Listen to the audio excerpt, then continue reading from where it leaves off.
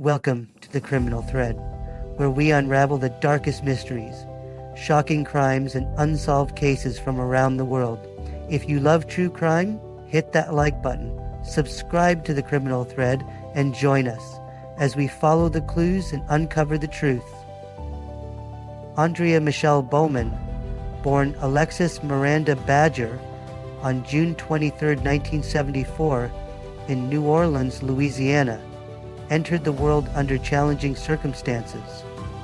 Her biological mother, Kathy Turkanian, was just 17 years old at the time and made the heart-wrenching decision to place her daughter for adoption, hoping to provide her with a better future. At 9 months old, Alexis was adopted by Dennis and Brenda Bowman, a couple residing in Hamilton, Michigan. They renamed her Aundria Michelle Bowman, and she began her new life in the rural Midwest. Growing up, Aundria's life appeared typical on the surface. She attended the local high school and was known to be a bright and spirited young girl. However, beneath this veneer of normalcy, troubling dynamics were at play within the Bowman household. In late 1988, Aundria confided in school staff about her fear of returning home, leading to police involvement. During interviews, she accused her adoptive father, Dennis Bowman, of molesting her.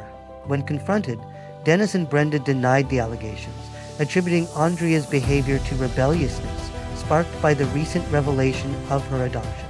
Shortly after these events, the Bowmans relocated to a mobile home in a secluded area of Allegan County. It was here, on March 11, 1989, that 14-year-old Aundria vanished without a trace. Dennis Bowman claimed she had stolen money before running away, and her case was classified as an endangered runaway. Despite the serious nature of her prior allegations, the investigation into her disappearance remained minimal, and Aundria's case faded into obscurity over the years. Unbeknownst to many, Dennis Bowman had a disturbing criminal history. In 1980, he was arrested after attempting to lure a young woman into a wooded area in western Michigan and assault her. He pleaded guilty to the assault after negotiating a deal with prosecutors.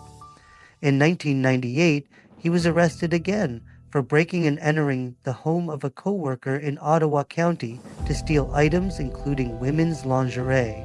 Despite these offenses, he managed to avoid significant legal consequences. Aundria's case remained cold for over 3 decades.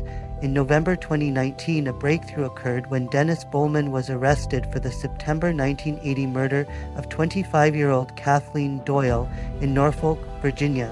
Advancements in DNA technology had linked him to the crime scene, leading to his arrest.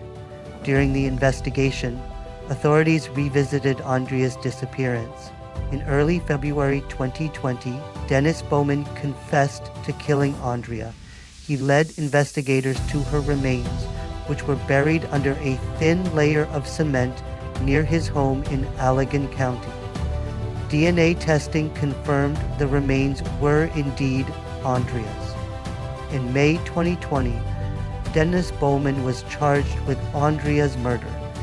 He admitted to striking her, causing a fatal head injury, and then dismembering her body with an axe and machete. He pleaded guilty to both charges in June 2020 and was sentenced to 2 life sentences for killing Kathleen Doyle. On December 22, 2021, he pleaded no contest to second-degree murder in Aundria's case and received an additional 35 to 50 years in prison.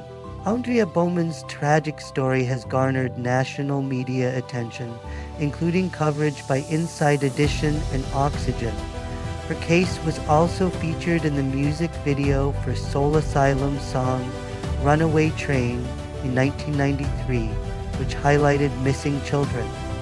In September 2024, Netflix released a 2-part documentary titled Into the Fire: The Lost Daughter, directed by Ryan White, which delves into Aundria's life, disappearance, and the eventual uncovery of her truth. Aundria's story is a poignant reminder of the importance of vigilance and thorough investigation in missing persons cases, especially when prior allegations of abuse are present.